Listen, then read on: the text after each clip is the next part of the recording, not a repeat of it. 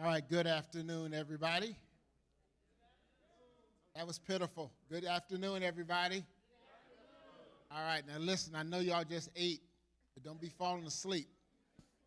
All right, so, well, good afternoon. My name is Jason Perry, and I'm going to be leading a panel discussion in response to our keynote, our excellent keynote address by KB. And so I'm going to be joined on the panel by Frank Reyes and Dr. Colby Carter. So I'm going to ask you all come on up here with us on the stage. Give them a hand as they are coming up.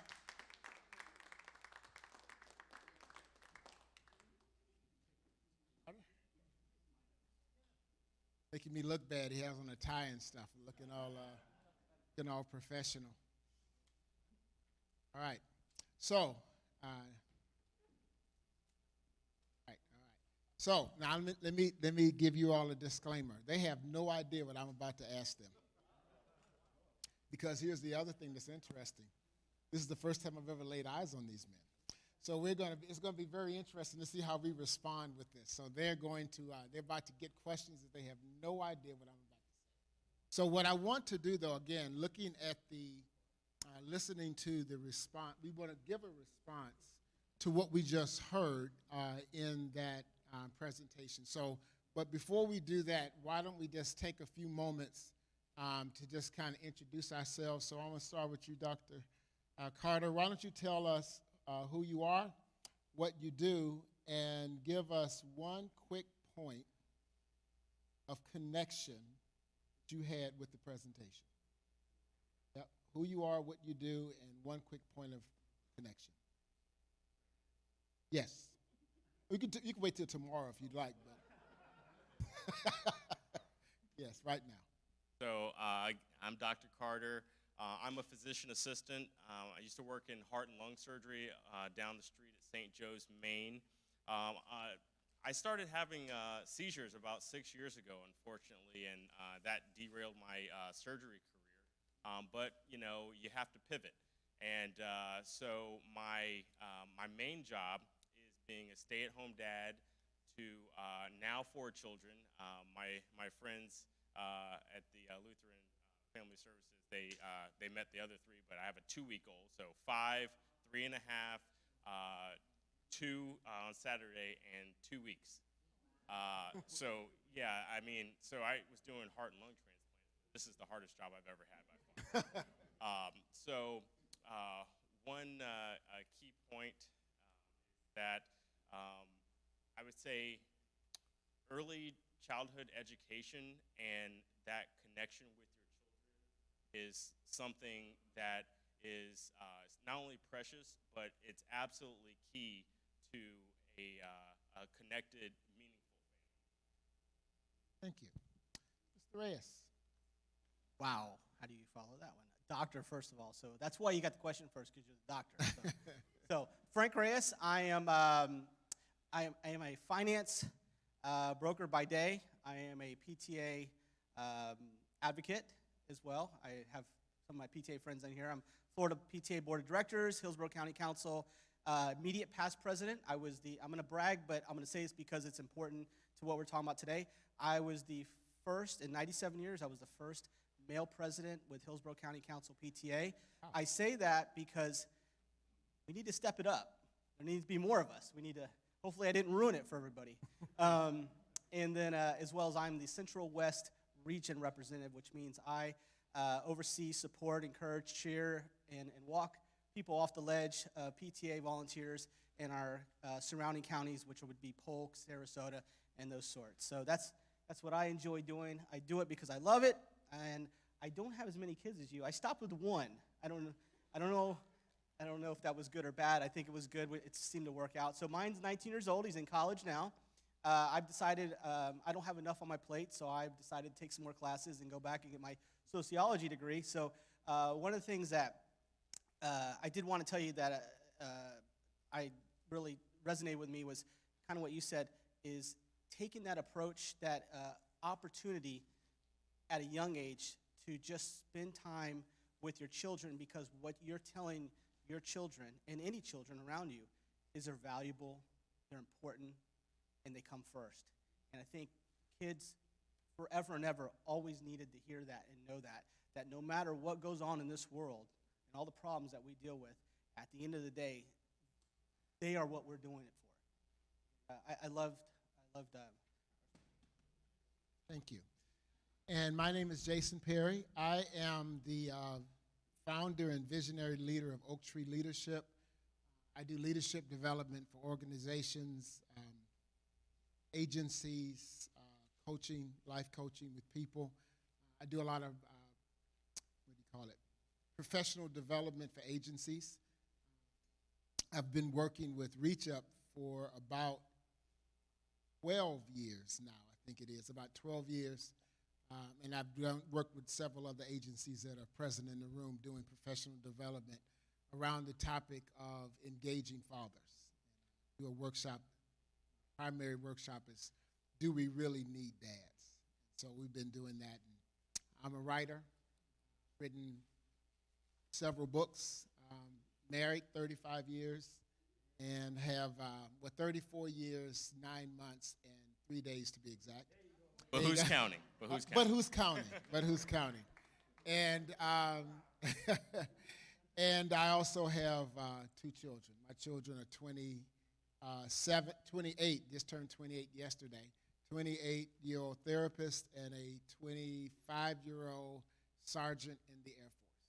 So that's my life. So what I wanted to do, my point of connection was something that he said right at the end. I had many points of connection, but one point of connection for me was you heal by being a good father. Being a good father is a place of healing for the absence of a father, for fatherlessness. And I tell my story often, I am 62 years old, and I have never called a man dad in my life. And so as a result of that, there's a lot of things I didn't know.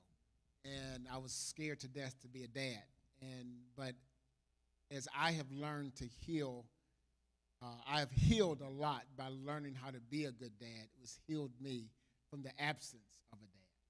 And so that was one of the really key points for me. So what I wanted to do is that I thought the way KB dealt with those 5 points, 5 observations I thought were great observations. And so I thought we would dive into those a little bit more. So again, they're sweating a little bit because they don't know what's about to come onto the screen. And seeing as how I just finished this literally 30 seconds before we started, I'm not sure if I know what's going to come on this screen. So if there are any mistakes on the screen, blame Frank, okay? All right, there you go. So here's the, I'm blaming you already. I'm not sure why that's not coming up.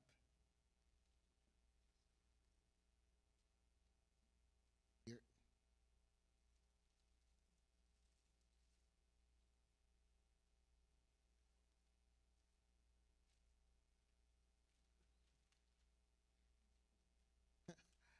Don't know why. Okay, so let me do this. I know how to pivot as well. So here's the first. So we're talking about these 5 points that he made. The first one was teach. Don't leave your children rich. Leave them virtuous. Don't leave your children rich. Leave them virtuous. So here's my first question. In an age of abundance, how do we in an age of abundance, how do we keep from nurturing entitled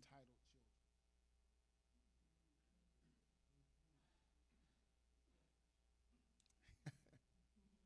Okay. Either one of you can go first. I'll go ahead and take it only because you took the last one, and I may need that nugget in my hand later on when I need a break. So wow, that's a great question because I will tell you this. I attend a church that we have a lot of students. Socioeconomically or higher up, and the parents are doing quite well, and they're not for want. And there's nothing wrong with that either way, but unfortunately, the real world is going to hit them one day in many different ways that they maybe have never been able to be part of or seen or had to be challenged by. So we I'll give you a quick story, and then I'll kind of answer it in a more smaller version. So we take our kids every other year on a missions trip. And we don't take them to places. We do once in a while take them to places in the United States, but this year we're going to Dominican Republic. 2 years ago we went to Haiti, or 4 years ago we went to Haiti, and we could take them to some remote areas. We're not going to Santo Domingo. We're not going to large areas. We're going to remote areas. As a matter of fact, I was at Disney one time, and there was a lady that had Haiti on her nameplate, and I told her we were going. She had never heard of it, which made me really nervous because I'm like, oh, my God, where are we going? But we want them to wake up in the morning and to see a different world.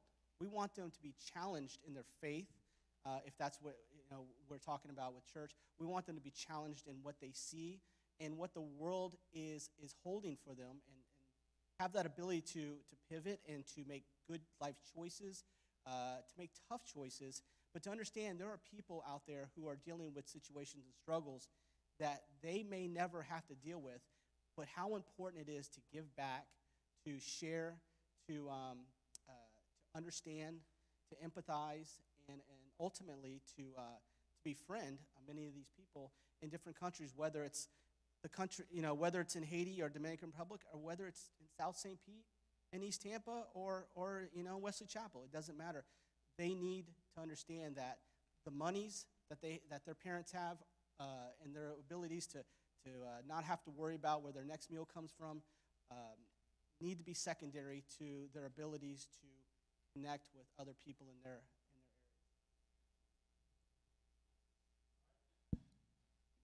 So I'm coming from a different perspective because my children are so young.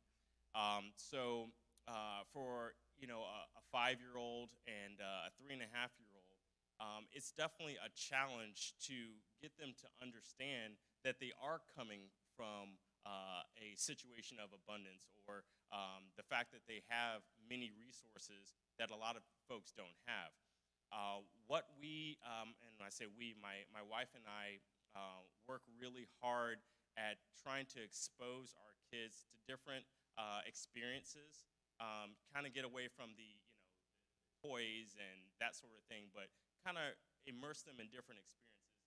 One of those is the Children's Board, Hillsborough County, and it gives them the opportunity to meet people from other socioeconomic statuses. Our school over in Seminole Heights, it's a smaller school, but everybody goes to this school.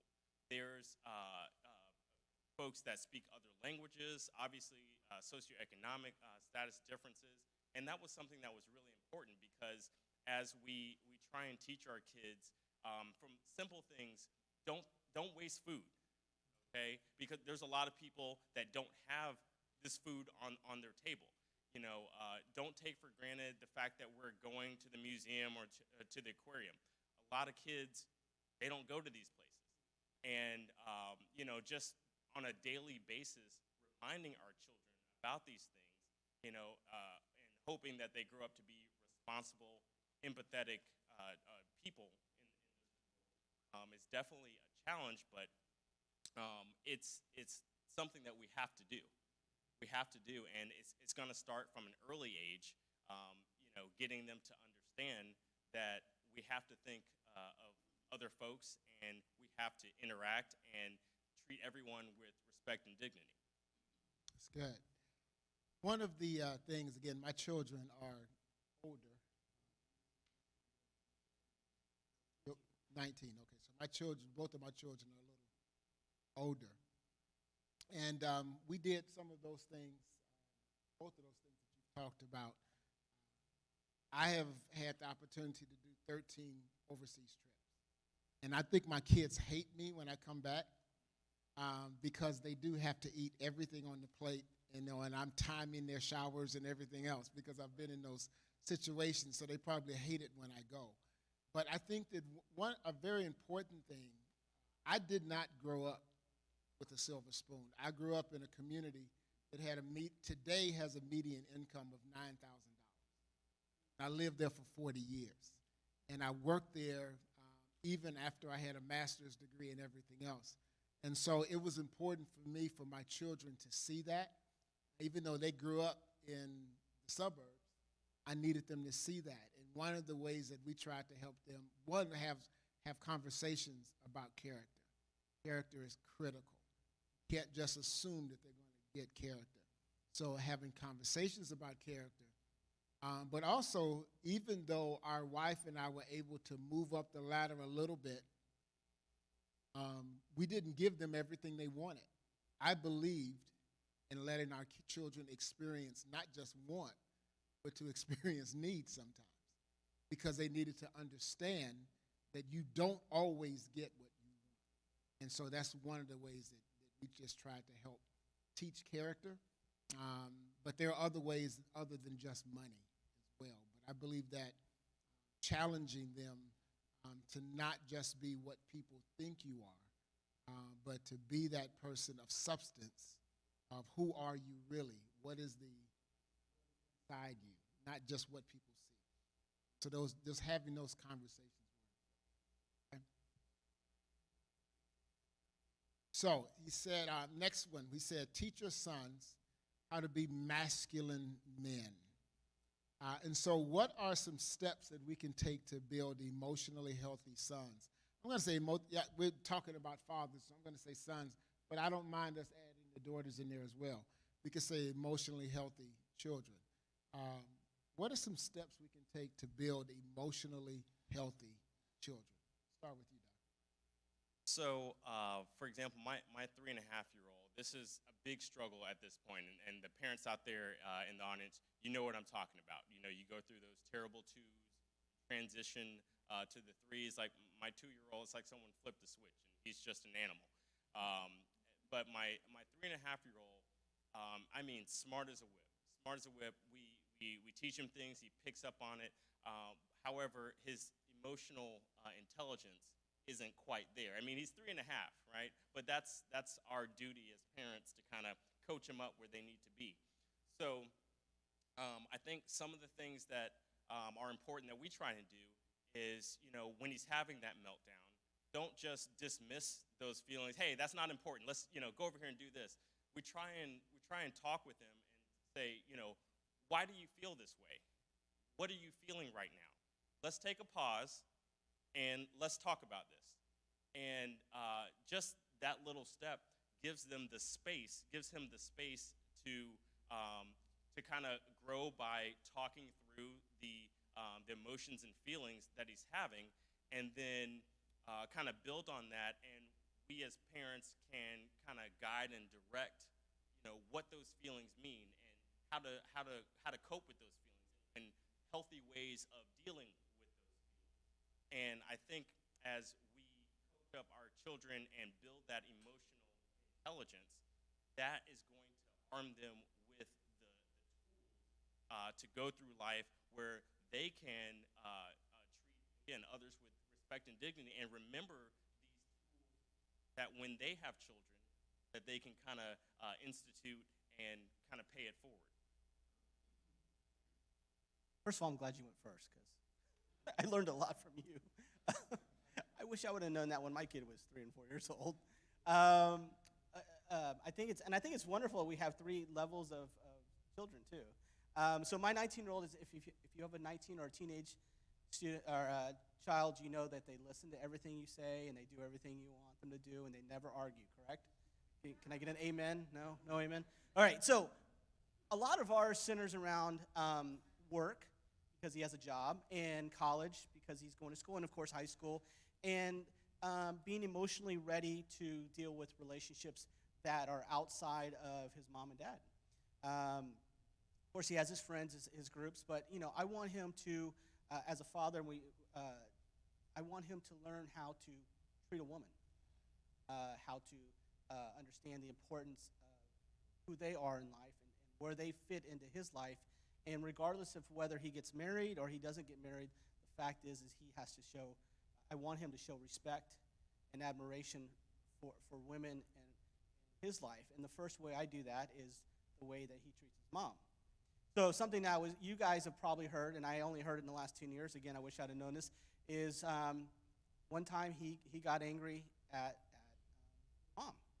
and he started yelling at her. And I was told to do this next time. I turned and I said, Anthony, and that is his name, so we're not anonymous here.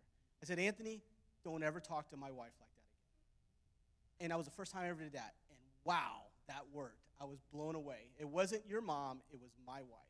And I think that also showed her that we are on the same team together and that I respect her, and she has every right as a parent for her word to stand and to be listened to as much as mine. So, but that goes, again, fast forward to how I want him to treat women as he gets older. And I mean, I told him, you're going to have women in your life from your bosses, possibly a romantic one. You're going to have people at church. They're going to be everywhere. So modeling that in our life as well. And then also just emotionally ready when it comes to work itself is understanding there's dynamics. You're not always going to appreciate your job. You're not always going to be happy to go to your job. But understand you have a gift. You have an opportunity to do something, and you're empowered to do something and make money and take care of yourself. And that is a wonderful gift that not everyone always has that. And so understand that going to your position, going to your job means sometimes doing things you don't want to do and humbling yourself a little bit. And if it doesn't make sense, if they told you to do it, you do it. Because just like we teach in churches, God puts people in front of us, our parents, and we are supposed to do and say and do what they want us to do because they are there for a reason. And same thing with our bosses, with our teachers, and our professors and everything. When I was 10, the only man in my life died. Only my uncle. He was my great uncle. He was 70. I was 10. And at the funeral, my tough guy brother, who got out of jail to come to the funeral, told me, I started crying, and my brother told me, big boys don't cry. And I believed him, and I didn't cry again for 13 years. I was 23 years old the next time I shed a tear for anything. And so as I looked at that, I recognized as I grew older that that was emotionally unhealthy. And one of the things that I hear from men and young men often is that, well, that's, the emotions are feminine. And I often tell them, getting in touch with your emotions or dealing with your emotions is not getting in touch with your feminine side. It's getting in touch with your human side. Emotions are natural things. They're natural occurrences. And so I believe that it's critical, especially for young men, but even with young ladies now, but I think it's especially critical for young men who are being told often that emotions are not good. It's not good to show your emotions. I have learned from my own life, from my wife, from our relationship, that you have to create a safe space for emotions. You have to create a safe space where vulnerability is not weaponized. And we see that often, where a person exposes themselves, exposes themselves. There should be, something should happen to them if they're doing that, but where they emotionally expose themselves and say, I'm sad, I'm fearful or whatever, and then that is turned around and used against them. That is the weaponization of vulnerability. And so it is critical that we learn how to do that, and that men especially, as I believe the first speaker this morning talked about that emotion, that mental health piece, because we don't know how to express ourselves often. It makes us even more vulnerable to explosions. So that's just something that I try to do, is try to create a safe space, also to model that communication of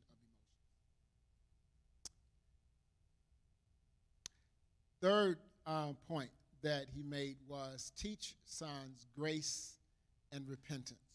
So this may be, I might have to explain this one a little bit, but what is the balance between grace and truth? What is the balance between saying, giving people space to be forgiven and to say it's okay, but then also holding them accountable? There's a balance. How do we find that balance between saying I'm sorry but still holding them accountable for actions? So, you know, we all do stupid stuff. And we all thought about things that we've done in our past. We regret a lot of things that we've said, a lot of things that we've done, and wish we could take them back. And sometimes I am sorry doesn't always do it for a lot of people. And they have every right to be angry at us for some of the things that we do, because some of it we do out of malice or intent, and yet we want to say sorry and kind of erase it. We still have to kind of take the punishment along with the grace, and the grace being, being forgiven for something that we don't deserve to be forgiven for. We have to. I tell my son, and because I've had to learn this the hard way, when you do something wrong, just admit to it. Don't make the cover up worse than the crime. Just say, hey, I screwed up, I messed up, I shouldn't have said that, I shouldn't have done that. But we make it worse and worse and worse. So with him and with me, because I wasn't the perfect. If you can believe this, I was not the perfect son. That was a joke, by the way. They don't get much funnier. So, my dad was very good at doling out punishment with me. He was a sociologist at USF, and so he had these creative ways of punishing me. He made me run laps and sprints because I played sports, and I was like begging for the belt at certain points, But he also explained to me what I did wrong and why it not only hurt him, but it could hurt other people, and why it could be dangerous and damaging to other people. And I think at that point, obviously, I didn't appreciate any of that.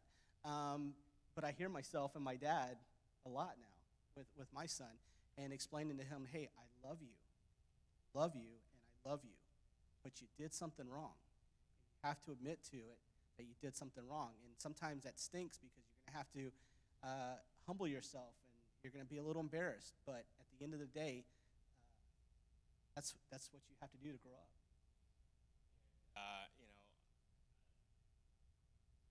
Again, coming from a perspective where I have small children, they're going to act out. They're going to do things. My 3.5-year-old has gotten out of a phase where he was a biter. Okay, he's a small guy, and I'm already preparing myself for when he's in school, having to come down to the office because he's gotten into an altercation with someone, and the thing about him is he doesn't start it, but he's sure enough going to finish it. So, when we had these periods of him acting out, with his sister or with his brother, we make sure, you need to tell Penelope you're sorry. And then, he begrudgingly says, I'm sorry. But then we follow it up with, what are you sorry for? And let him think about that for a second. It's not natural and just an instinct for them to just own up to it. He's 3.5. He's not going to do that just instinctually. So, we just let him take a beat and, explain to his sister why he's sorry.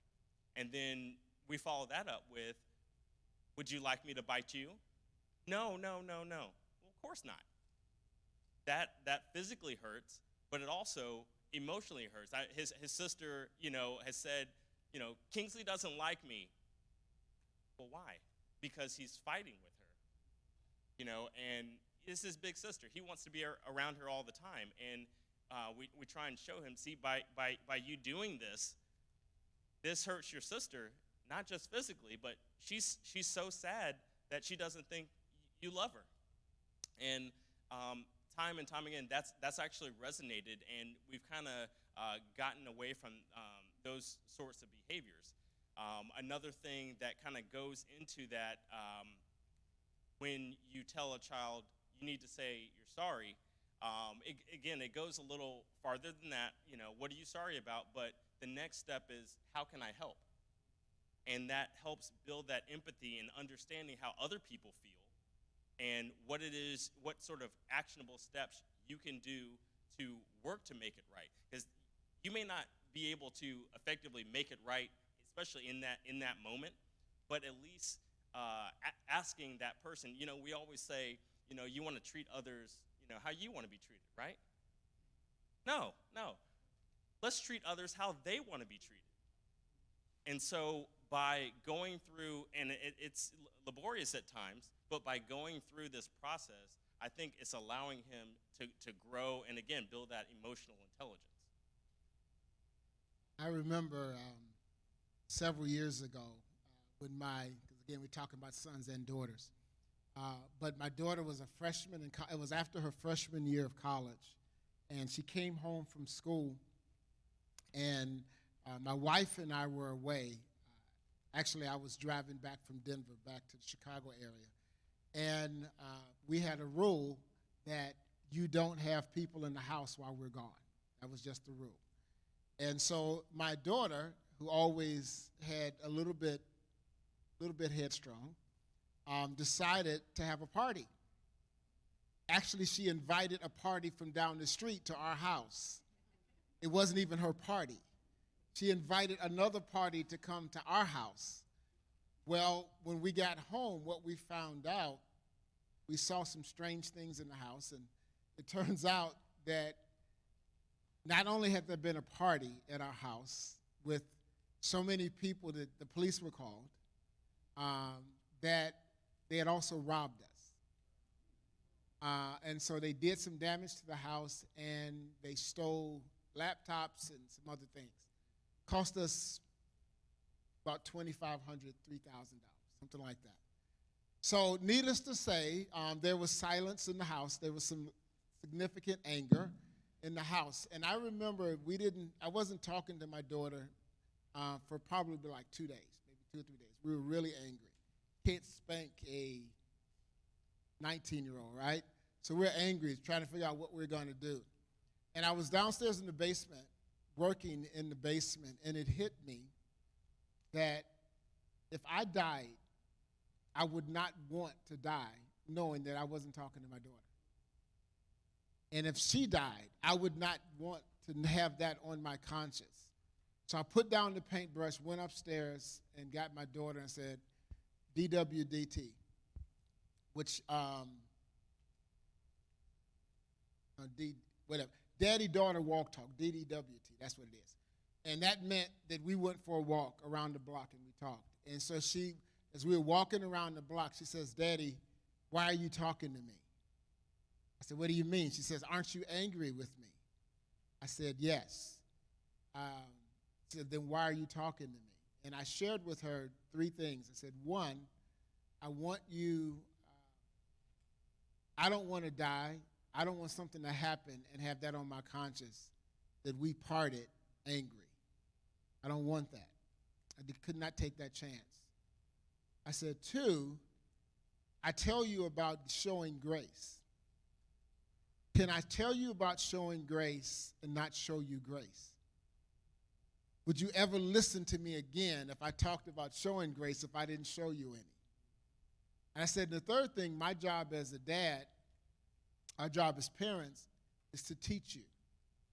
How can I teach you if I'm not talking to you? And so again, it goes back to that relationship piece of being in conversation, not just simply saying, do what I say, but don't do what I do. But it's doing what you're supposed to do, and then being in conversation with your children about that, I think is how you teach grace and repentance. But then you demonstrate it in your own.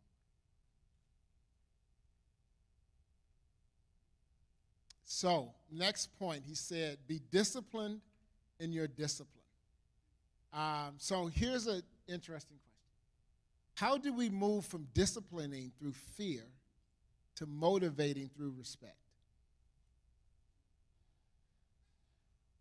They're sweating now. They're like, man, these questions are hard.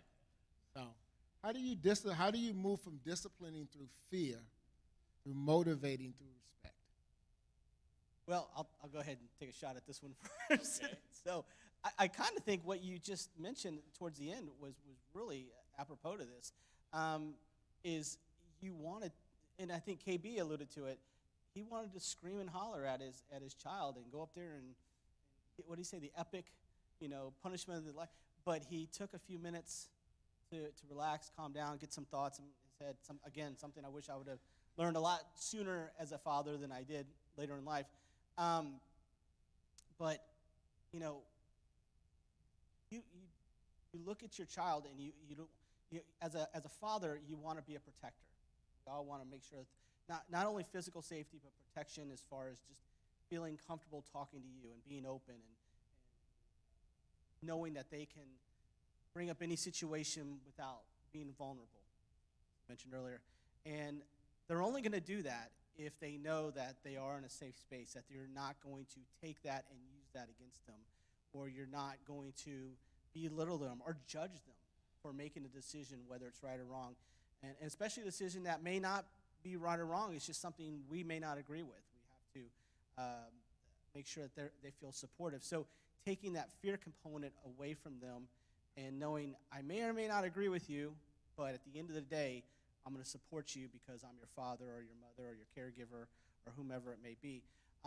If we can do that, then that they can express themselves in an open environment, an open way, and use emotions as well as words to kind of convey what's going on in their head. It may be a problem with a teacher. It could be a problem with a friend or a boyfriend or girlfriend.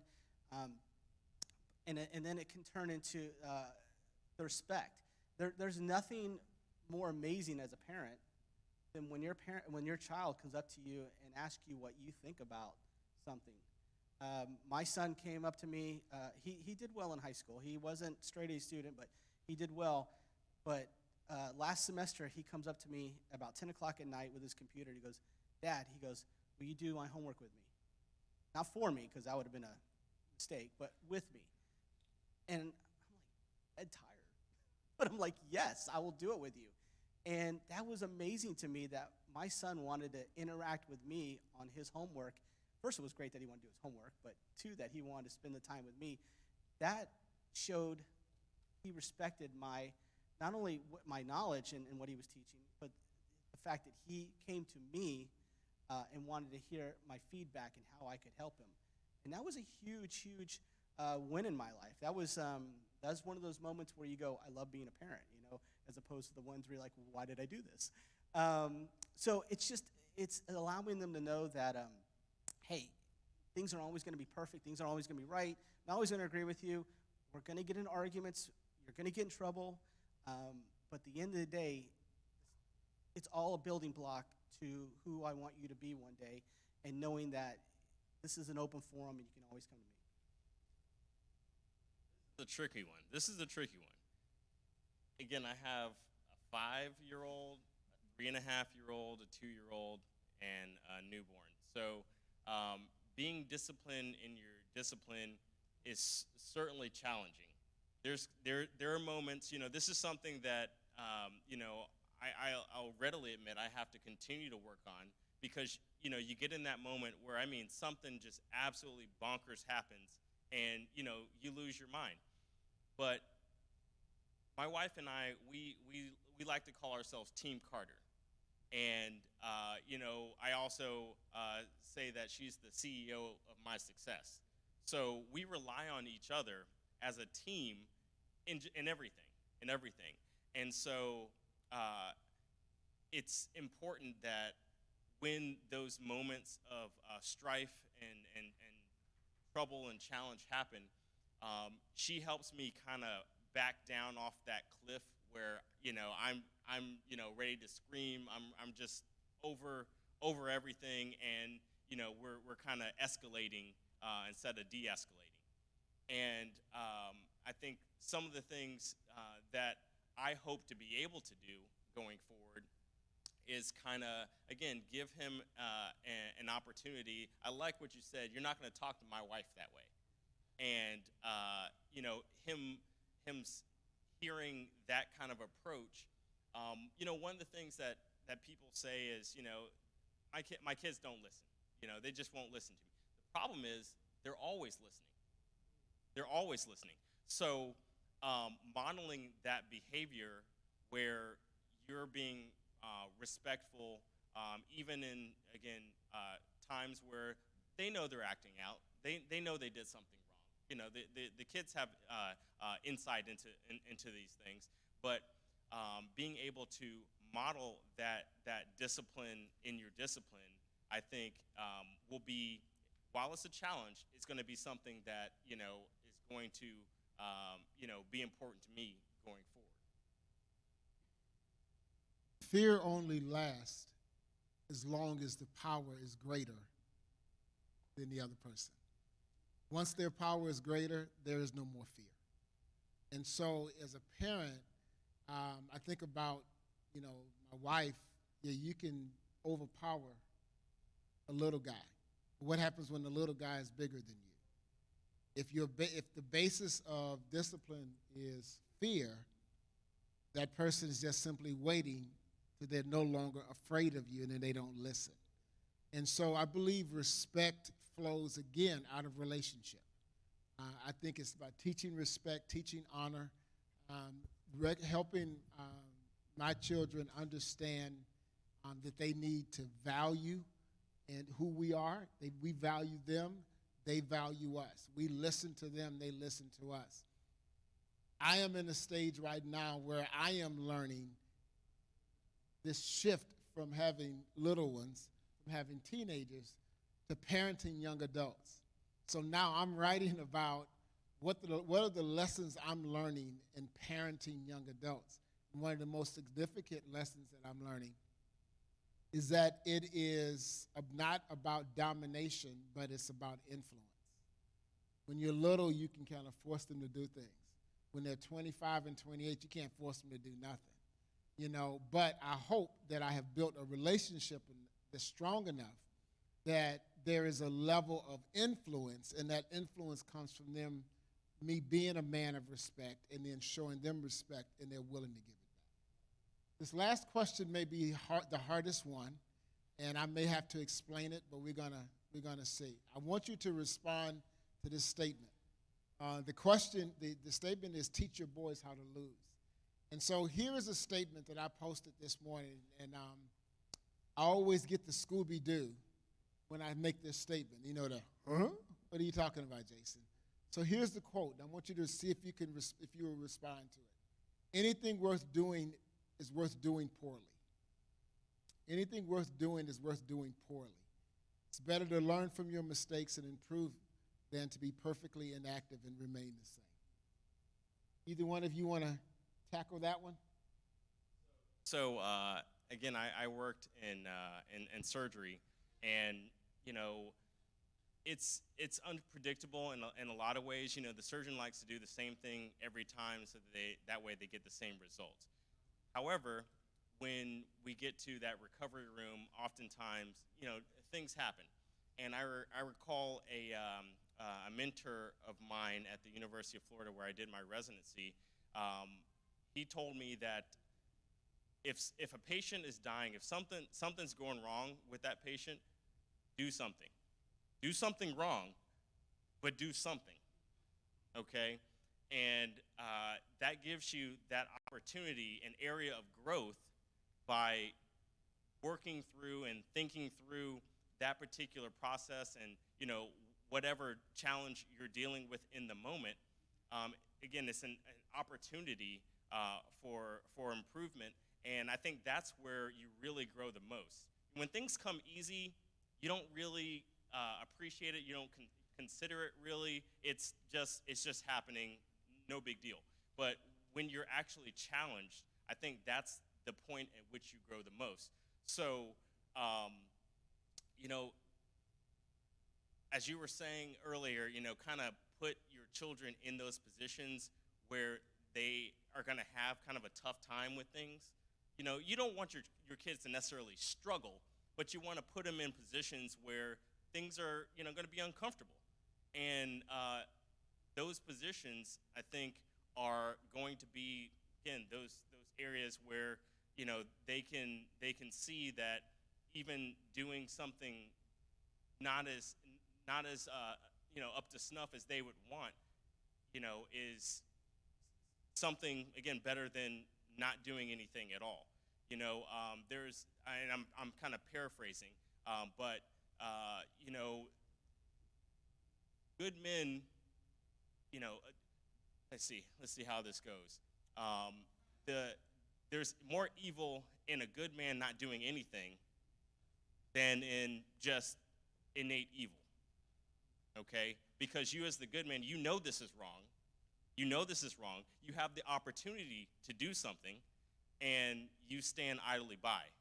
That's a whole different set of evil that, we certainly don't want our young men, kind of building up to and kind of, internalizing that.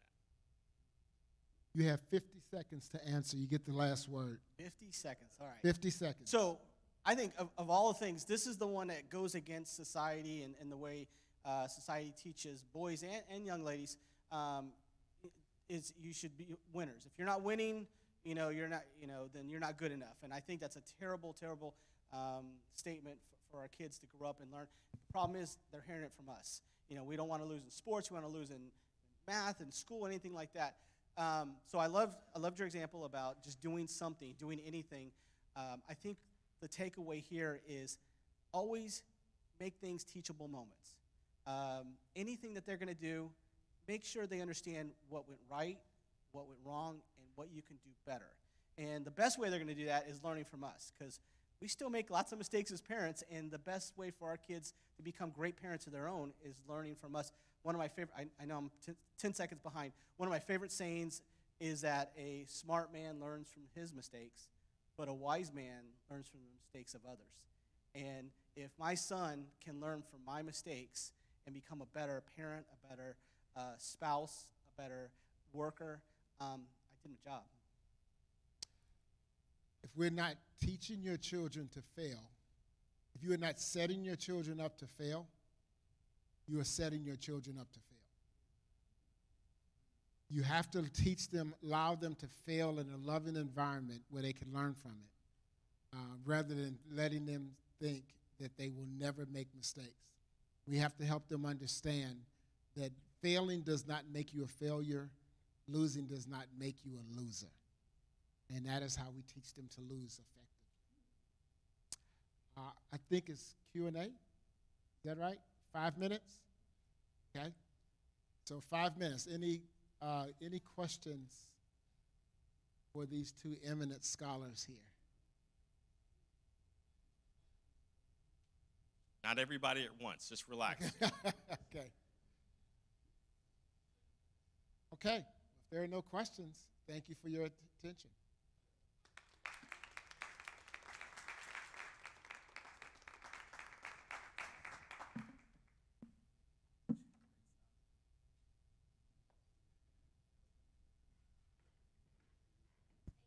So much. Appreciate it very much.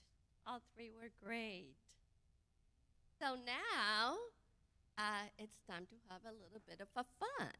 So who can name me the name of a location downtown Tampa where you can go and see the fish, the penguins?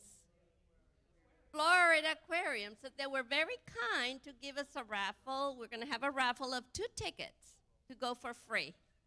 Okay, so Dr. Colby, would you like to grab a ticket?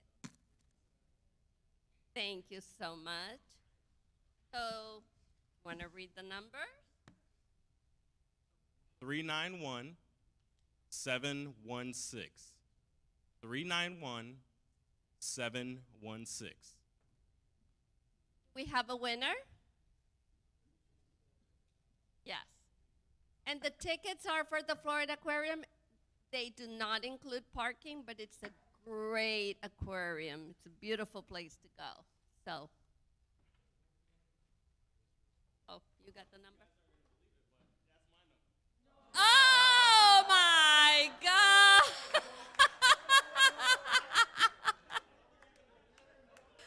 Okay, so this is even getting it better, right?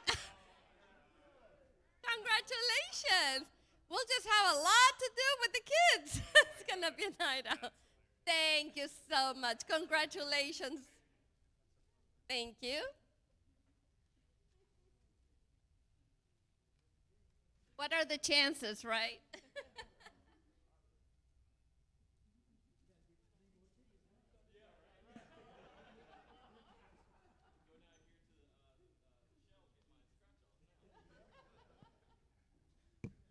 Good afternoon. Everybody awake after lunch? Everybody having a great time at the conference? Awesome. Well, we're going to go into the next piece right here and have a little bit more great education from Mr. Rick Rollins. He is an award-winning talk show host, media personality, stylist, designer, author, publisher, internationally published and award-winning photographer, pastor, and life strategist. I would say he's a Renaissance man, wouldn't you? Currently, Rick is the host of Going Places with Rick Rollins, seen on TV's Tampa Bay's More, and Styled in 60, seen on IOM Network, which stands for Image of Man. Previously, he was the host of the late-night informant talk show Upfront with Rick Rollins on Fox 13. Prior to his tenure at Fox 13, Rick was the host of his own self-titled, award-winning talk show, The Rick Rollins Show. He has also appeared on nationally syndicated talk shows, Geraldo, Donahue, and The Jane Whitney Show, discussing issues of male sexual abuse and survivorship. Currently, Rick is the lead stylist, owner, and buyer of Ricardo's Menwear and Style Lab 813, formerly the Style Lab at 5508, respectively a men's modern-day haberdashery and style business. He also appears on daytime WFLA NBC 8 and Great Day Live WTSP CBS 10 as a fashion and style contributor. He is also the author of 3 critically acclaimed novels, Like Breathing, Breathing Again, Bated Breath, and he is currently working on the 4th installment in the series, Breathless. He is also the author of Random, 30 Thoughts While Thinking Out Loud, and Collecting My Thoughts, and has contributed to several other anthologies and collective works. His photography has been featured in Fine Art, an award-winning pictorial celebration of male physique, and Silence is Death, Unleashing the Voices, as well as 2 international publications. Ladies and gentlemen, please, at this time, please join me in welcoming Rick Rollins to the stage.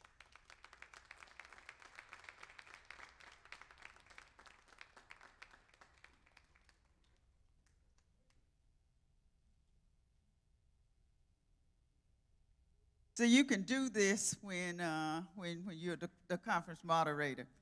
How many of you all were at the Reach Up Gala, the astounding Reach Up Gala? Excellent. How many of you all talked about how beautiful I looked that night? Okay, yeah, thank you so much. Thank you, folks. I said that to say all that styling was Rick Rollins. That was Rick Rollins. So I get the opportunity to say that. Didn't hurt when she's your sister and you know her better than most people. Good evening and welcome. I am excited to be here with you tonight. I can stand here, right? This ain't gonna break, I ain't gonna fall. No, okay, because I ain't got no insurance. No, okay. So I want to talk to you this afternoon about getting your style groove back.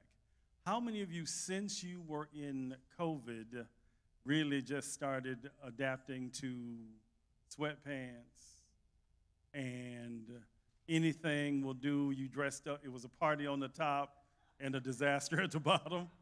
If they'd really seen you, okay. So now let me say this. I'm also, as you heard, it's a pastor. I need you to talk back, okay? Doesn't work if y'all just sit there and look at me. I gave you my best. Including the shoes. Love the shoes, don't you? You saw the shoes? I heard the shoes, yeah. See, Dorothy ain't the only one that can wear some ruby slippers. Okay, but what I want you to do today is I want you to hear me because it's time for you, like Stella got her groove back, I need you to get your style groove back. I need you to begin to punctuate your style statement again because y'all keep putting those ellipses, you know, the dot, dot, dot, dot, where your clothing is concerned. Oh, I'll get back one day. Then there's the people that say, well, you know, I love it when the guys come in and they say, you know, the pandemic got me. I was like, did it? It got you? Okay, so let's snatch you back. So today I want to snatch you back, and I want you to get yourself back. So we're going to talk about 10 things. I'm going to be out your way, and then you can come in. Those of you, how many of you, wait, ladies, how many of you have a man that you like, I don't want to take him nowhere because he don't know how to dress? How many of y'all say, when I get a man, I'm going to teach him how to dress? Okay, so if you have to teach him how to dress, that is not the man for you. He should come to the table ready to woo you and to be your prized, your arm candy, if you will, in the process. We're going to flip scripts, okay? Because the two of you need to come together. Have you ever seen Gabrielle and Dwayne Wade? John Legend and Christy Teigen. They always look, even Oprah and Stedman, you know, I didn't mean even, I didn't mean it that way. Take that back. No, I didn't. And she said, yes, you did. No, I didn't. No, because I love the way Oprah dresses, because what I love about Oprah Winfrey at 67 is that she has a sense of who she is. How many of us know that we can no longer depend on Instagram and any other fashion magazine to tell you how you're supposed to dress? Because you know what happens? I hate when people, you really want to make me mad and shut down before you come in my store. Come in here talking about, well, I have a couple of suggestions. It's Ricardo's. I spent $3,000 to put my name up on that sign. I don't need you to tell me, come in with no picture of somebody else who's poorly dressed. Like, how many of you have seen the wedding picture is the beige suit, and he's what? See, you shaking it. I don't need to see that anymore. If I see it one more time, I'm going to scream, because why do you all want to look like somebody else? The style statement, it's true, the definition of true style, and I think I said it in last year's presentation, is when you walk into the room and don't have to say a thing. When I walked in, did I have to say anything? You knew that must be him, especially with his shoes, you know. But one of the things that I know for sure is that in this season, when it says that you were created in his image, that he had something different in mind. He didn't want you all to look alike, or we would all be, everybody in here, we would not be triplets, we'd be, whatever, twins times 10. Some of us, our style statement says a lot about us, and it's really conveying the wrong message. Because it says you don't care. How many of you in the morning actually spend time figuring out what you're going to put on versus, see, he laughing? Because, you just take, because you got 6 blue shirts, 6 blue pair of pants. Yes? Anybody? Ouch, amen, present? But it's not okay. You know why? Because if you want people to know who you are when you walk in the room, you need to make sure that when you walk in the room, you're in the room. Not just the, imagine if I'd put on all black, just blended in. But there was I had to do television this morning, and my whole thing was I need to command the screen. Now, great. I mean, I'm blessed. God didn't give me the greatest face, but he gave me a really good voice. And so I know how to use that. But because he gave me what he gave me, I'm going to use it to the best of my ability. Remember the story? 1 talent, 2 talents, 4 talents? I never want to be the one that I take the little bit of what God gave me and then give it back to him just like that. I always want to be more. I want to do more. I want to leave an impression when I leave. That's why I was like, okay, I could put a bunch of notes up there and you'd be trying to write. No, let's have an honest conversation in this season of how we dress. So how many of you are tired of the way you look? Be honest. Wait a minute. Let me be honest. You just, so you like the way you look. You like the fact that you got your 6 black shirts, your 6. How many of you got the same little black dress in different colors? It's the same style. Because how many of you have bought the same style because somebody else said you look good in it? Also, you know what I'm saying? So it's like, oh, I got compliments, so I'll do it again. And again. It's like me. I have very small feet. Don't be looking at my feet. Okay? So I can't find a shoe And so when I find it I buy it in every color because it fits my foot, but I also make sure that it's also going to fit the wardrobe. So, and there's some shoes. How many shoes have you ever bought and you say, I don't know why I bought these shoes? How many of you ever bought a pair of Louboutins and asked yourself, how could a shoe that costs this much hurt this bad? And so you bought it so they could see your red bottom.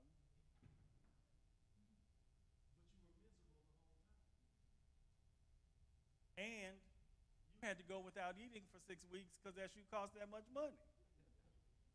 I always tell people, I used to tell the women in my church, and they get so mad at me. I said, how many of you, I love the purses. Girl, that Vuitton is bad. Da, da, da, da, da. I said, but how much was that purse? Whispered in Pastor's ear. I said, now, let me ask you a question. Do you have the same amount of money that you paid for that purse in your purse?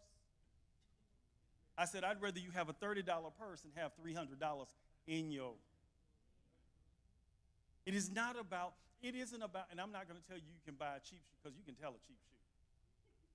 These were not cheap shoes. But you can tell. But it's about knowing what you buy. Can I tell you, if you go to stores like Nordstrom's Rack, anybody, that's your store? You go and hang out there. It's called my favorite word, next to Jesus, is sale. Because I'm not going to pay, because I know how much it costs. But more importantly, I'm going to buy quality.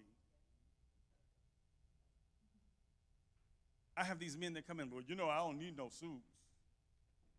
I got 150 suits up in my closet. And I asked the question, how many of them look like what Steve Harvey used to wear? Well, what's wrong with a 6-button suit? If you have to ask the question. This man said, I got 6 buttons in my, what you talking about me for? No. But look at this. To say you have 150 suits in your closet, but you can't wear half of them. Okay, let me go here. How many of you have 4 different sizes of clothes? Got when I lose the weight, when I lost the weight, I done gained the weight, and just in case I gain some more weight. I got it in mind. I do, because I know me. There'll be weeks where I can go and it's like, I ain't going to nobody's gym. We ain't going to pretend I went to nobody's gym. But I'll get out there and I'll walk and I'll eat, I'll watch how I eat, and the weight just falls off. I put on those things that I call them my reward clothes. And then people go, oh my God, I love the way you look, da da da da da.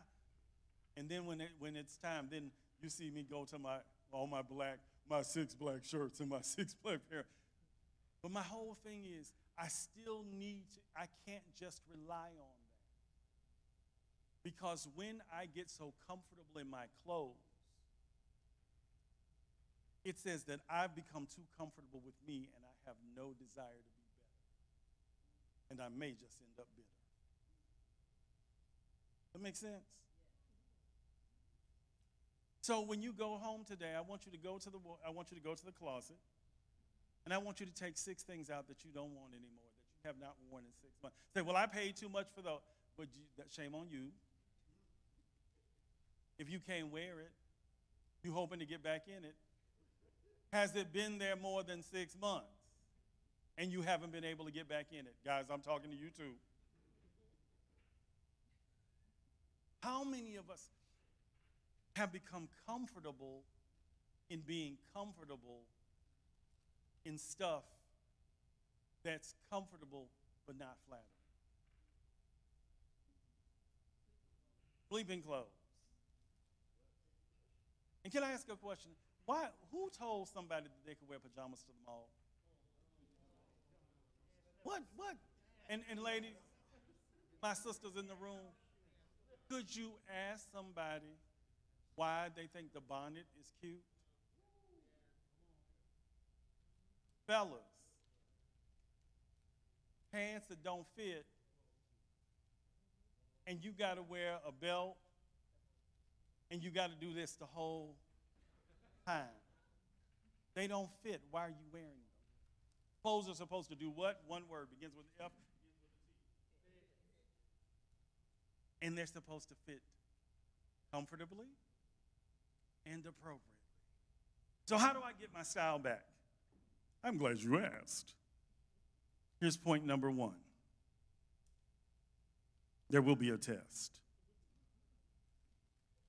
I need you to assess what really works for you. What in your closet really works, that when you put it on, you know that it's working you, you're working it, and together y'all have worked it out. You know that outfit. I know you know that outfit.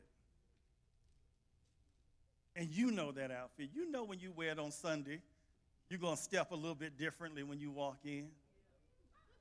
Or it's even that shoe, that the shoe comes first before, you get out the car. Normally you just get out the car, but this Sunday you kind of get out and you just let it linger for a second. Or that suit, when you walk in and you do this, it falls into place. It grabs the muscles you wish you had, or the ones that got away. But you stand there in that moment and you know, and you can almost count it down. Oh, you look so great. Oh, this whole thing.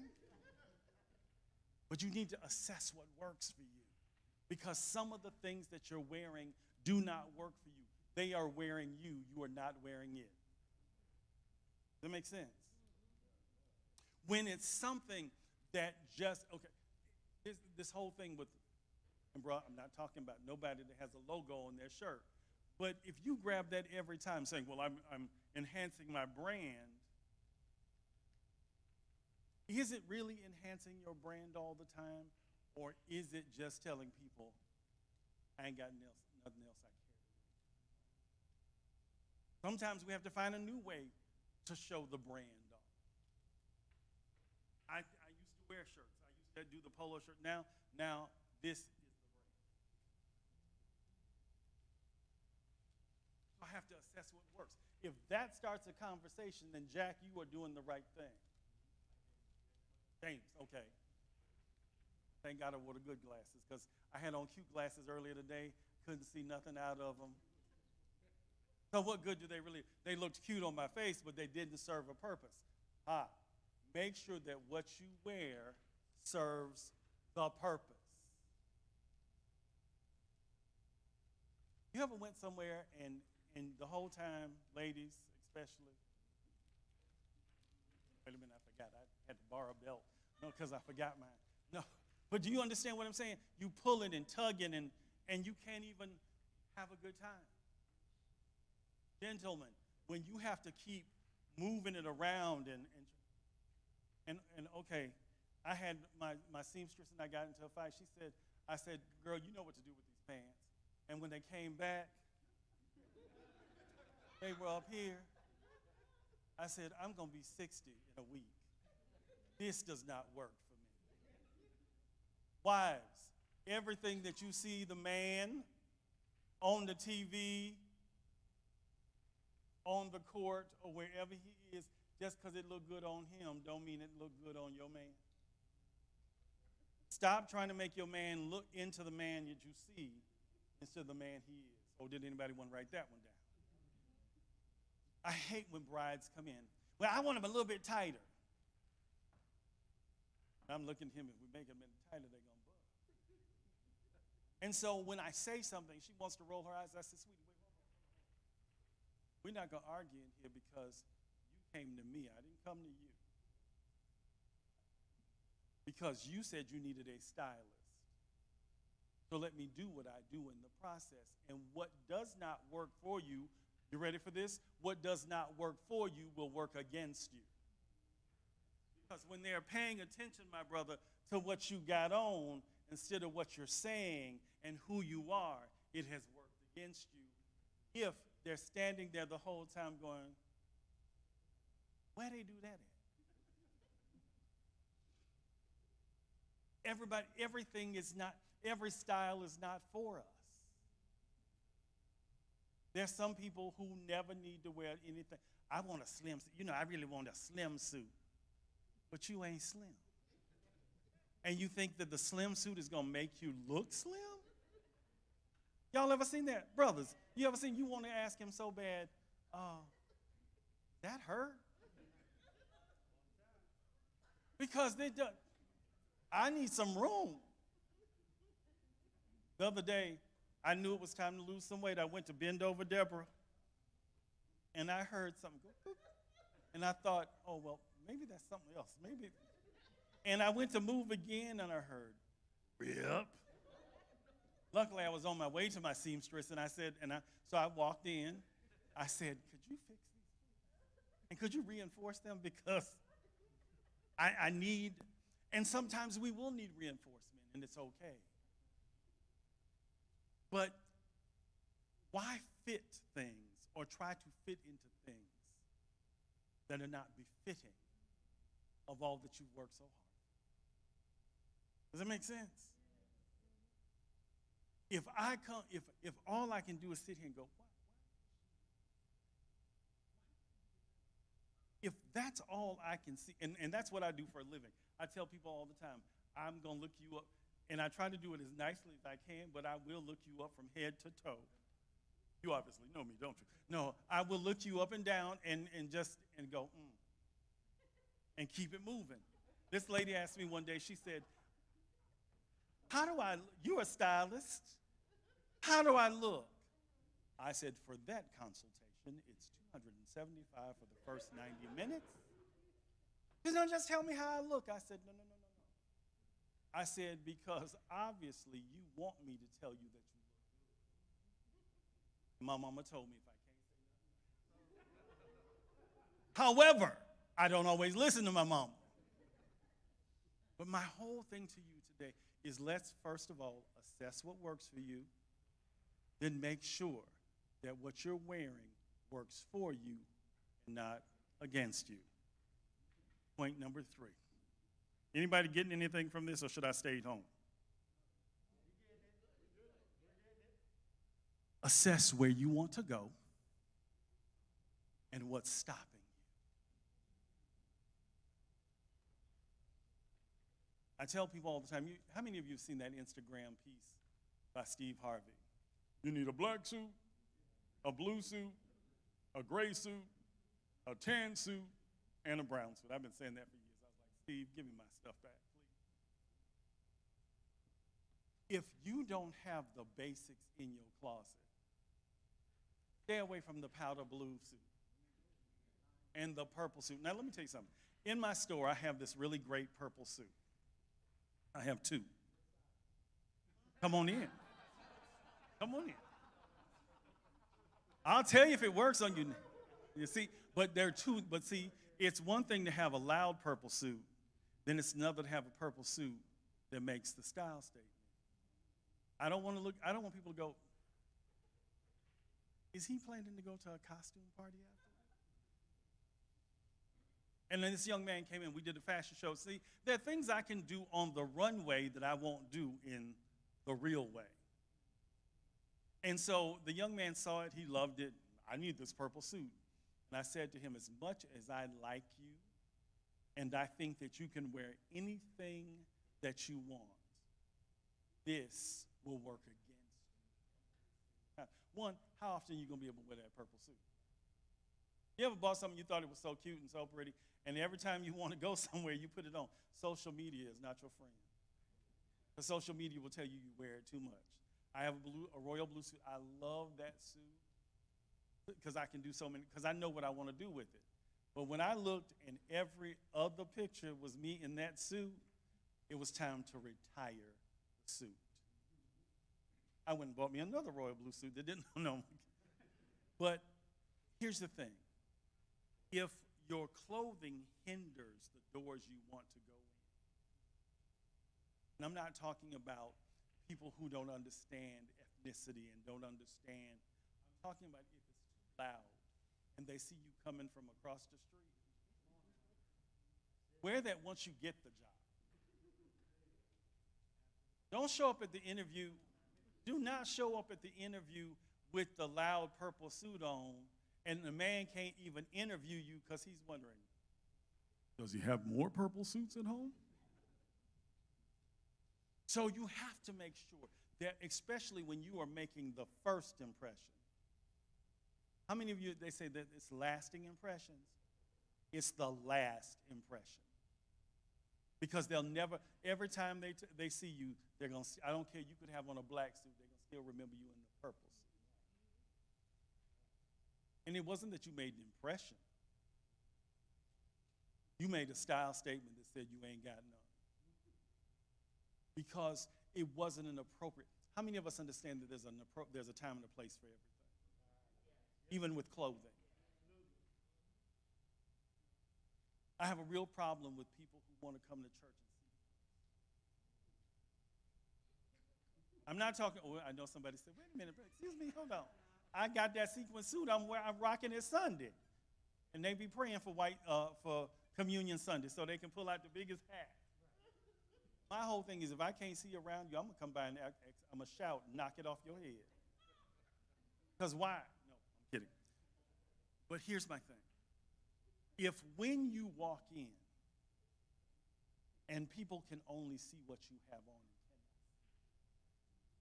see, you have prevented the path, the purpose of you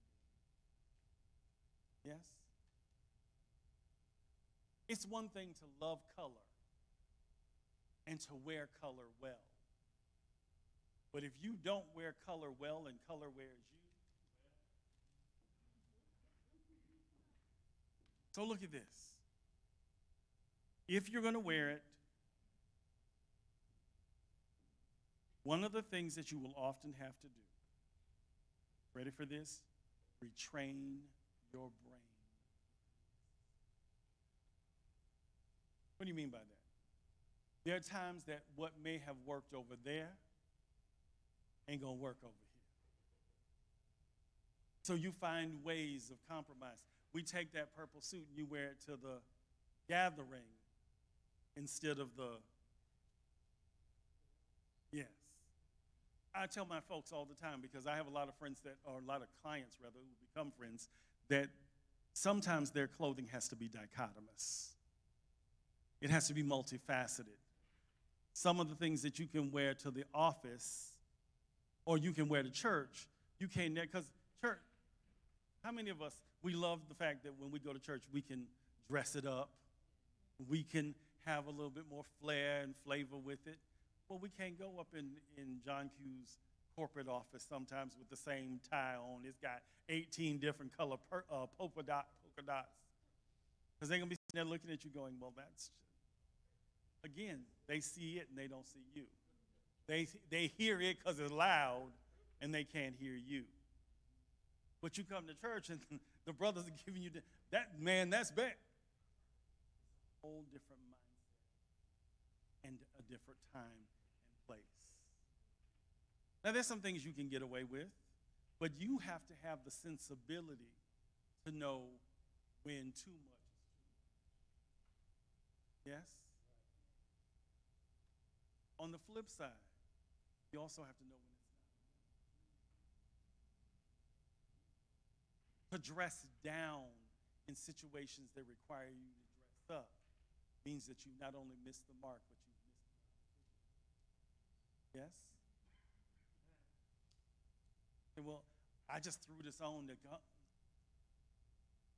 Church is I just threw this on because he said, come as you are. But you took 2 hours trying to figure out what you was going to wear to the club. But you just pulled anything out of the closet for him. Make sense? Or even when you go to the office. Why should your boss promote you? You don't promote yourself.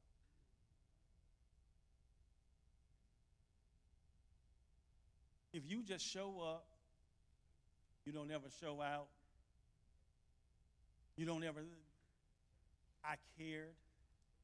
This morning, I don't want to go home because I knew I need to do television, I need to come and see you. Both places, I come as a stylist. So all my stuff all over the place, because I still wanted to make sure that when I came, I left the right impression. Anybody say, well, I don't like, what was them shoes about? When I leave, slap them for me, okay? No, but my whole thing is, it's still about making the impression to the point, what you say? Do I need to come get you? They would be. In fact, that's where my inspiration came from. My daughter had this as nail polish, and when I saw the shoes, I said, because I still believe, like I said, Dorothy ain't the only one that's supposed to have some ruby slippers. So I want you to spend some time today saying, do I need to retrain my brain? Do I need to rethink the way I've been thinking about not just the way you dress, why you wear it? Well, I feel good in it. But repeat after me. Just because you feel good in it doesn't mean that you look good in it. As I was saying, just because they look good to you don't mean they're good for you. And some things are just not going to work. If I'm going to a corporate event, but they tell me to dress to impress, again, no shade on the guys with the branded shirts. Am I going to wear that, or am I going to make sure that I have my digital business card and my business card, but I'm still going to make an impression? I'm going to look good. I'm going to smell good. This man came in my shop the other day, and I just really wanted to just go get the Febreze from the back and just start spraying him. You came from work, and you smelled like work, and then one told me I wanted to try on some clothes. I said, well, you know, COVID doesn't allow us to do that. And I was like, Lord, please don't strike me down. But COVID doesn't allow this at this point. Because the clothes were going to stand up after he left. We have to remember that when we come to a space and a place, that the impression that we leave is not only lasting, but the best impression we could leave. Yes? So we're going to retrain our brain. And we're going to make sure it's the outfit. Ready? Repeat after me. The outfit has to fit. Outfit it. I like my clothes loose and baggy. Why? But it doesn't look like you cared enough. I said I borrowed. I didn't borrow this belt. Somebody brought me out. One of my workers brought me a belt out and said, this will fit you. I look like Jeffro. You know how Jeffro, when he would put that rope on the pants, the pants would do this? I stopped at Macy's and said, let me make sure I keep this receipt because it's going back after I leave these people. Because I'm putting my tracksuit right on back on. I love my tracksuit. One of my friends said, Lord, I bet you had that tracksuit. I said, when I'm going to do some work or when I need to get somewhere in a hurry, I'm going to put on the tracksuit, look cute in it, and keep it moving. People this morning were like, we've never seen you in that before. That's really a nice look on you. Well, thank you very much. But when I changed, they were like, oh, wow. We were a little worried. We didn't know if you were going to keep that tracksuit on the whole time.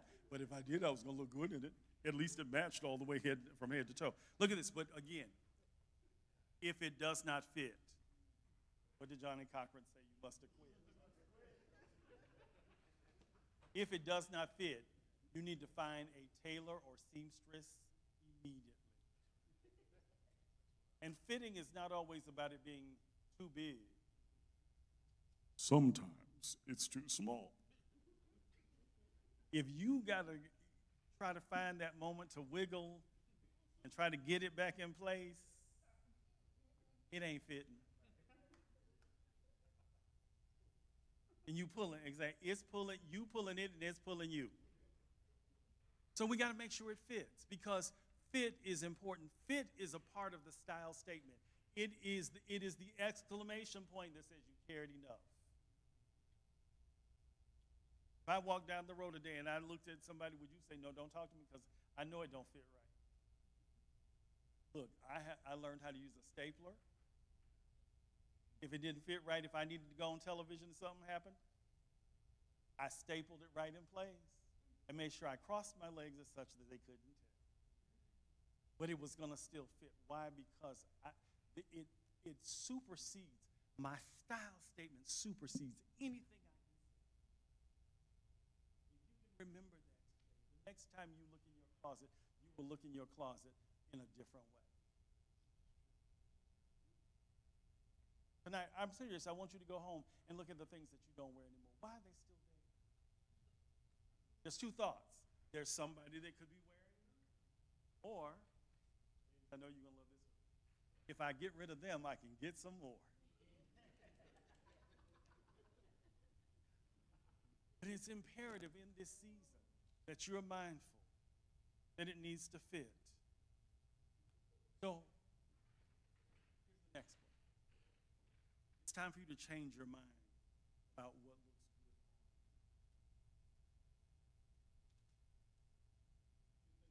I want you to, that one outfit popped in your mind, and you had to ask yourself, has it been wearing me or have I been wearing it? You know, you may get compliments in it, but does it really articulate who you are? I don't wear things just for people, other people.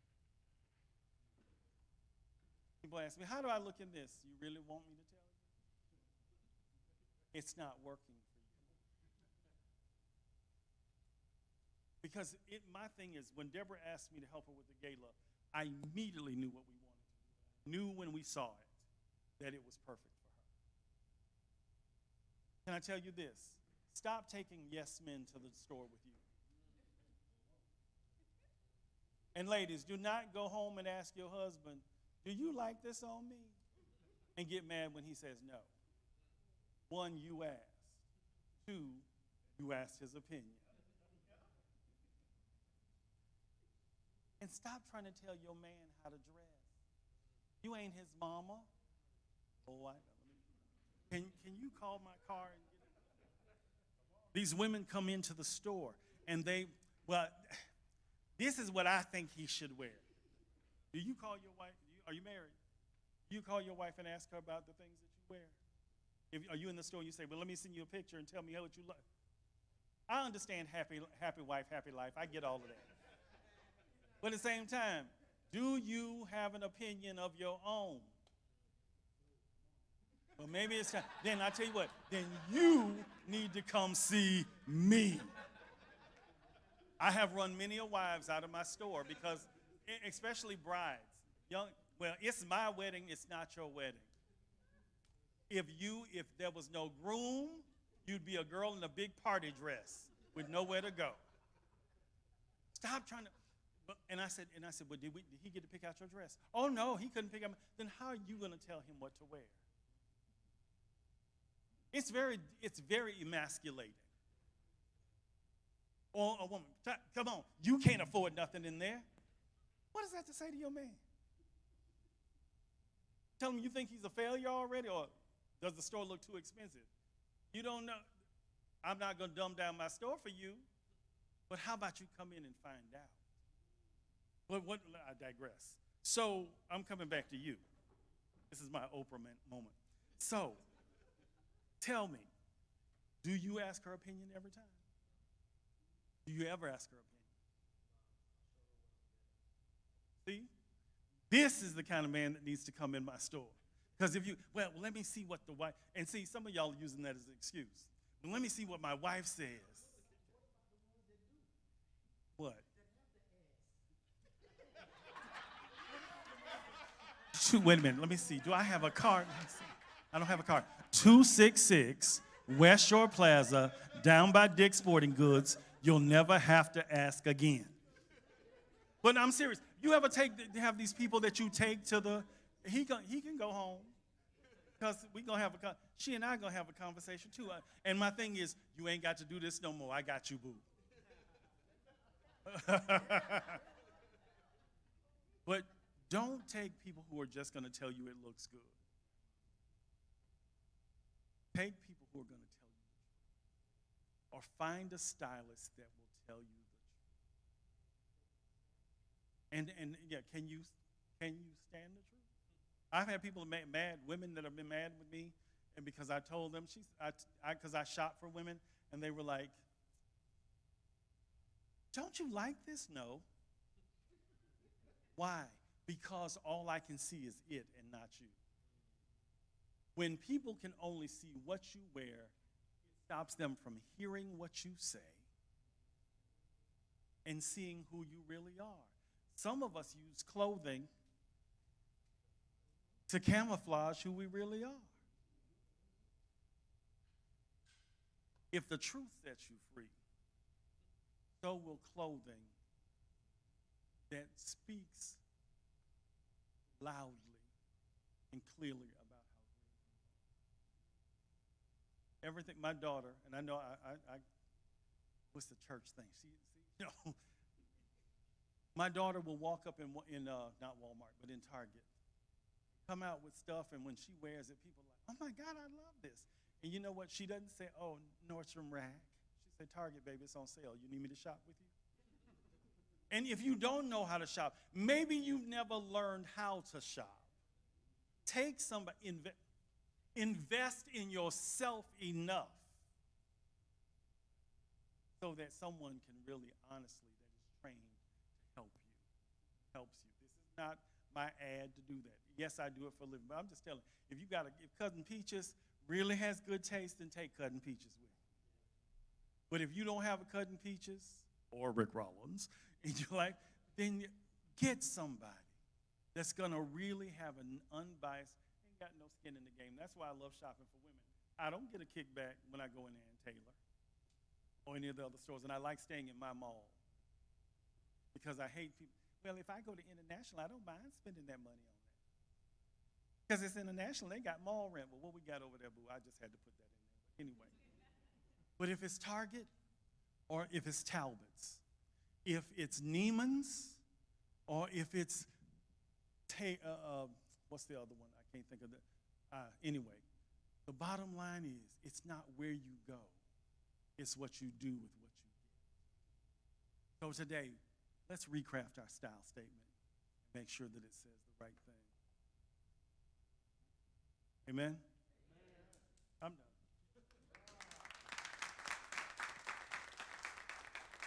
done. So, questions? First of all, can we thank Mr. Rollins for an excellent, direct, 100% real conversation and presentation. It's time now for questions. Please, let's have some questions, in addition to the one that the gentleman asked. Yes.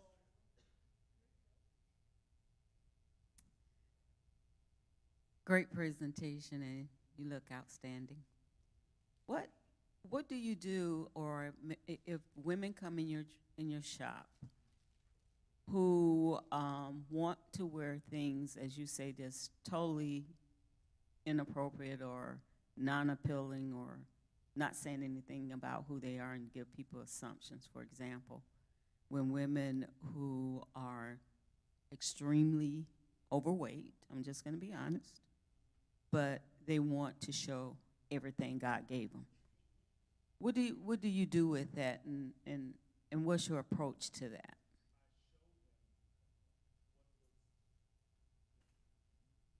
I show them what looks good on them, Mm-hmm. even when it doesn't look good to them. Because some people think the louder it is, the tighter it is. It says that I love my body. Mm-hmm. It doesn't always say that. Sometimes it's because somebody has shown that's what you saw. And so now we assess, we reassess what looks good to us. So if I show them alternatives and they still want to put on the tightest thing, then I thank them for coming and tell them that should they need my help. But my big thing is always not to tear down what they're, but to lift them out by showing them, when I saw this, I thought about you. Or when we walked in, I immediately knew this was, because some people don't know. And when they don't know any better, they end up bitter. And they keep repeating the same fashion faux pas over and over again. So I show them first, and then I'm honest with them. Baby, that doesn't, if I can see everything, then there's a problem. Because that's not clothing is supposed to accentuate the body. not betray the body. Do you get to say that? Mm-hmm. You don't Good. know I'm me, gonna do you? use. I'm gonna use that one. Okay, yes, and that's it. That really is it. Can I, Yes, you can. no, no. No, 266 West Shore Plaza. no. Yeah, I'm challenged because I'm colorblind. Okay. And everywhere I go, I buy clothing. If I buy pants, I have to buy a shirt to match, but I don't pick it out. When I go into a clothing store, shopping for some pants, I make whoever working in that section work. I let them know I'm colorblind. I'm buying a pair of pants. I'm buying a shirt, and I'm buying the matching whatever to go with it. And when I bring it home, my wife's cringe when I come in with a bag because I'm letting other people, different people, pick out my clothing, and she don't like that. This is the first thing that I would say to you. One, find someone that your wife trusts when she can't be there. But two, also find people you can trust that have your best interest at heart. Anyone that works for me cannot just sell. They have to be able to style. And in order for them to style, they have to have style. I'm not going to let anybody, I'm standing there looking at you and you're going to tell me, oh, this looks good, but you look like you just rolled up out of the club and say, oh, let me get to work. Not going to work for me. So even when I go in stores, first of all, I don't need any help. I really don't, because I know what I'm looking for. Thankfully, I don't have to do that. I call my store my own personal closet because I can shop in. But when I can, I go places that I can find what I want. That's another thing. Find the places that really have clothing that fits you, that they really care about you, especially people of color. If that store doesn't have anything that says they didn't care about you in the first place, it's imperative that those stores understand the shape of a woman of color. If they don't, you go somewhere that does. But you really do have to have people that you know and trust, so that your wife doesn't have to cringe. And that place is 266 West Shore. And I'll take you other places. Let me tell you something. I will personal shop for folks. I've walked in stores that are my competition. I don't have competition. So I'll walk into GQ Fashion and still find something. If that's what they want, loud and bodacious, I'll take you there. But we're going to make sure that it's wearing, that you're wearing it, and it's not wearing you. Because, next question. Next question, please.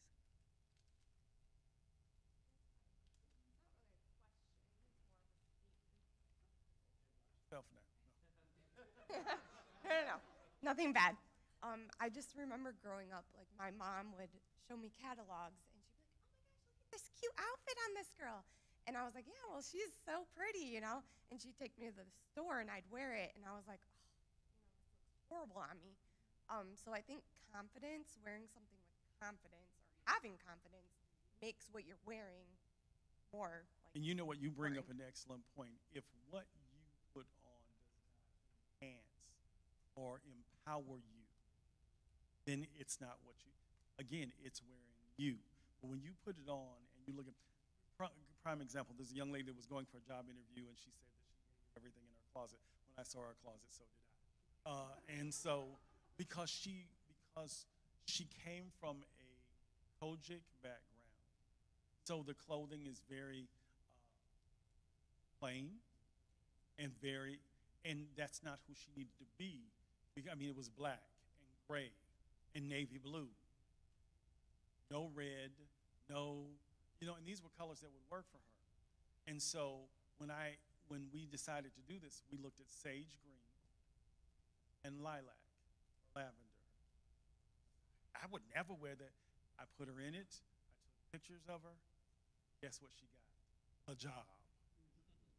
But when she got back to campus, she became the dean at this law school. They took her headshot.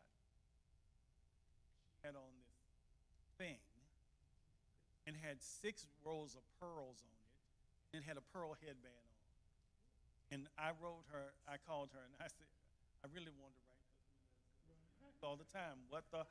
Anyway, but I just said, sweetie, what happened? And she said, I just didn't, I didn't want to overdo it.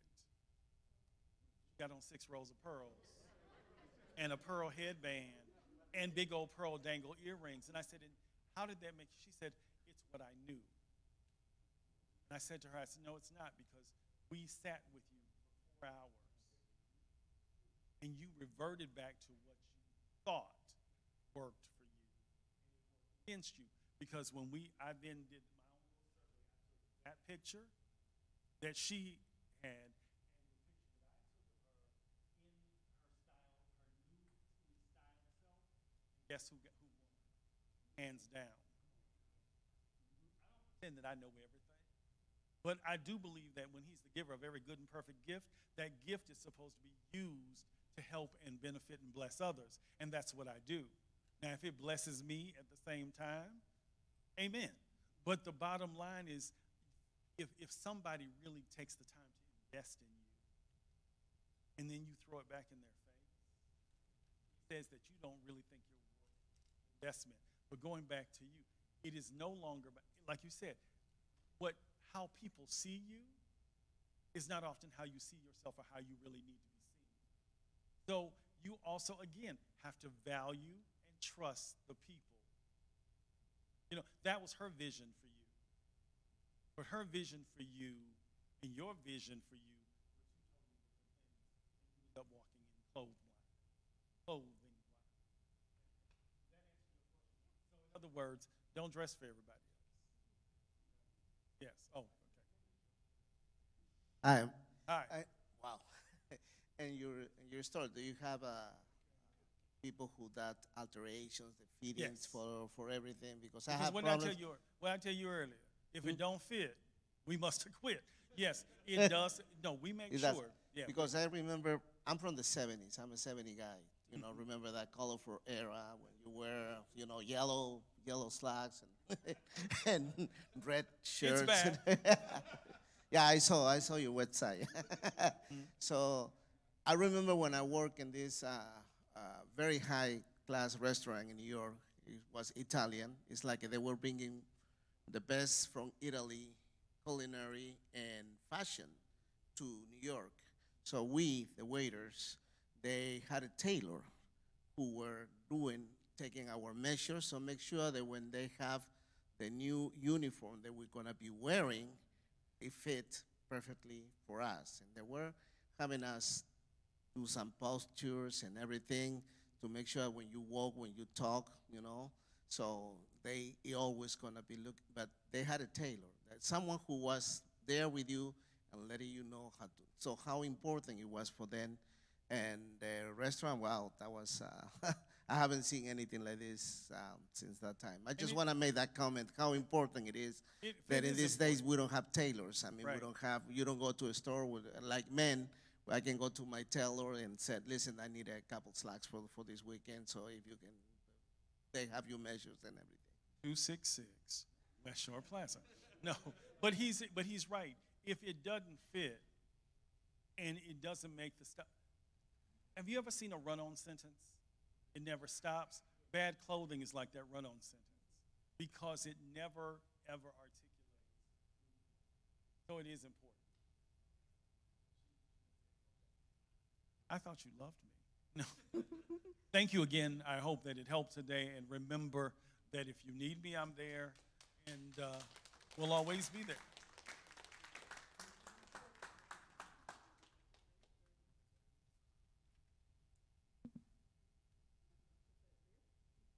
Yeah. All right. I have 2 other things I'm supposed to do today. The next one is a survey. We ask that the survey should be up on the Hoover website. So we ask that you complete the survey for today. It's so important for you to give us your feedback about ideas, suggestions, things that worked, things that maybe didn't work, ways that we can tweak it for not only this year, but especially for next year. So please complete the survey. There will be a second, if you come tomorrow, there will be a second survey as well. So when they come tomorrow. I know some people maybe 1 day or 2 days. Hopefully you sign up for 2 days. We would love that. So if you have any problems with the survey, finding it, I'm going to kick it off to Mr. Morgan, who will assist in making sure everything is up on the website. Does everyone have it? Okay. It's a kind of lengthy survey, but it's very detailed, and we appreciate you taking the time to complete it. All right, the last thing I have to do is we have an excellent video that displays the sweet communication and relationship between a father and his sweet daughter. And we think you're going to really enjoy it. It's a brief video, and it's called Father, What If? Please enjoy.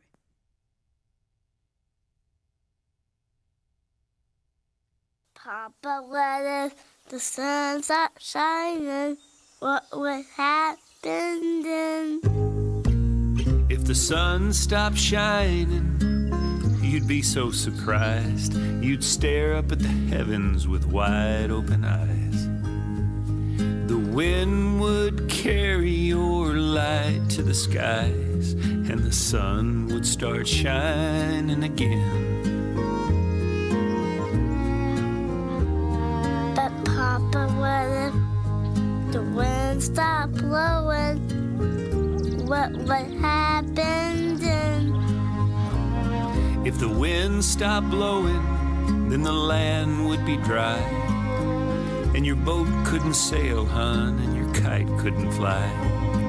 The grass would see your troubles, and she'd tell the wind, and the wind would start blowing again. But Papa, what if the grass stopped growing? What would happen then? Well, if the grass stopped growing, you'd probably cry, and the ground would be watered from the tears in your eyes. And like your love for me, that grass would grow so high. Yeah, the grass would start growing again. But Papa, what if I stopped loving you? What would happen then? If you stop loving me, the grass would stop growing, the sun would stop shining, and the wind would stop blowing. So you see, hon, if you want to keep this old world a-going, you'd better start loving me again, again. You better start loving me again. You love me and Yes, you Papa. better start loving me again. Again, you better start loving me again. Again, you better start loving me again. I love you, Papa.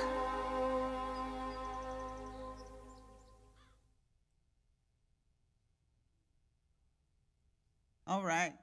You all still completing your survey?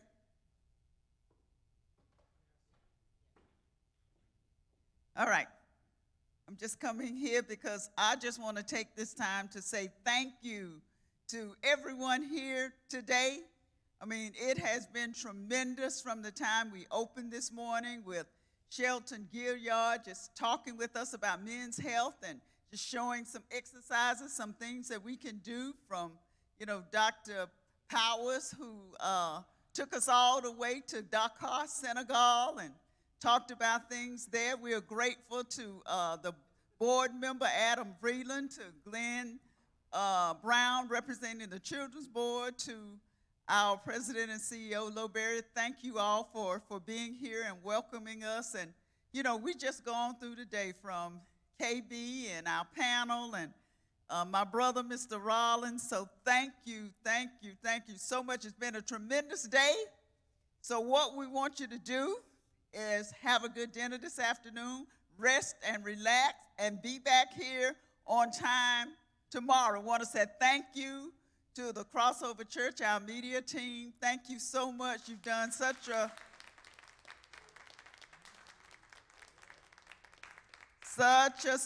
tremendous job. We are so grateful. There's nothing that we need or nothing that we want. We say, how glitches, and we undercounted and underestimated, and we go to them, and they just make it work. So we are truly, truly thankful for everybody. Remember that we have vendor tables out in the lobby. Please go by and pick up some of the wonderful materials that they have for us. I had them making me up some bags so I can just go and pick mine up and move forward. But please do that. All right, Pastor Donnell, I'm waiting.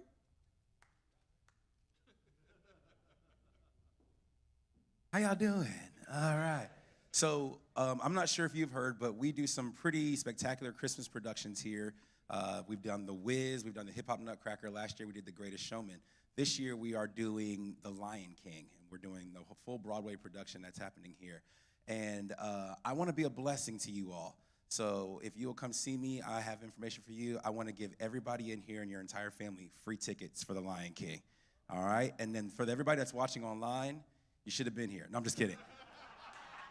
I'm just kidding. What we'll do is I'll give a Michael, and we'll put a link in there, and you guys can get free tickets as well, because we have virtual options if they're not in town. All right, sound good? All right, there you go.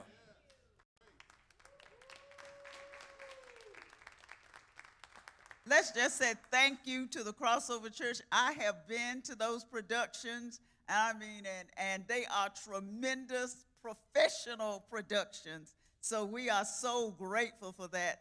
It's going to be a great time for all of us. Okay, as we say in the church, everybody hearts and minds clear? Everything good? All right, we'll see everybody tomorrow on time. It is 3:56. So, hey, 4 minutes that you got to do some other things. Thank you.